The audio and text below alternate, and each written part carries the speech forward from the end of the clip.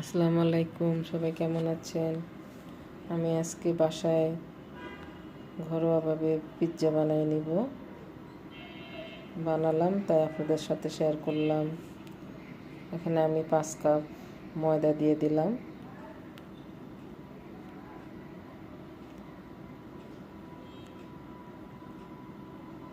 তো ঘরোয়াভাবে আমরা বাহির থেকে সবসময় কিনে খাই, বাসায় বাচ্চারা যখন বায়না ধরবে তখন এভাবে করে দিতে পারবেন। আমি 5 কাপের জন্য 5 চা চামচ ইস্ট দিয়ে দিলাম।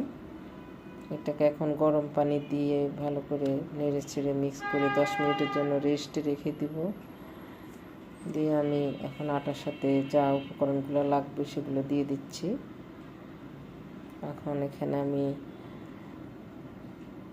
পরিমাণ মতো লবণ দিয়ে দিলাম, 1 টেবিল চামচ চিনি দিয়ে দিলাম, 3 টেবিল চামচ গুঁড়ো দুধ দিয়ে দিব,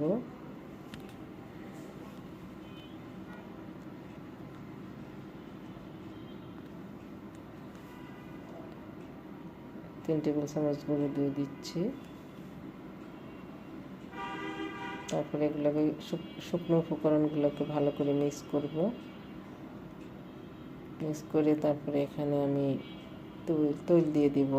5 কাপের জন্য 5 টেবিল চামচ তৈল দিয়ে দিব। আপনাদের পরিমাণ কম, আটার পরিমাণ কম থাকলে আপনারা কমাই দিবেন।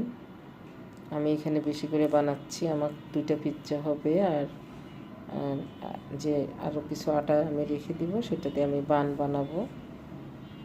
তো এখন একটা ডিম ফেটে রেখে দিছিলাম, সেই ডিমটাও দিয়ে দিছি এখানে।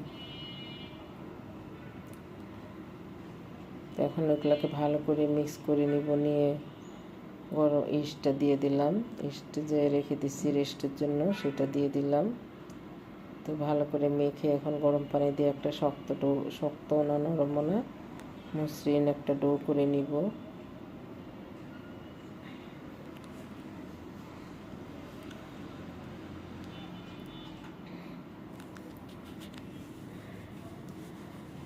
একদম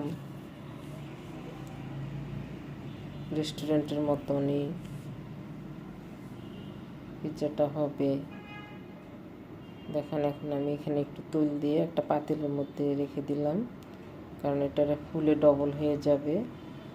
এখন ক্রেপ পেপার দিয়ে এটাকে ঢেকে ঢাকনা দিয়ে রাখবো গরম জায়গার মধ্যে 20 মিনিটের জন্য। 20 মিনিট পর ফিরে আসলাম। দেখেন বাতাসটা বের করে নিচ্ছে, এখন ডাবল হয়ে গেছে। এটা এখন ভালো করে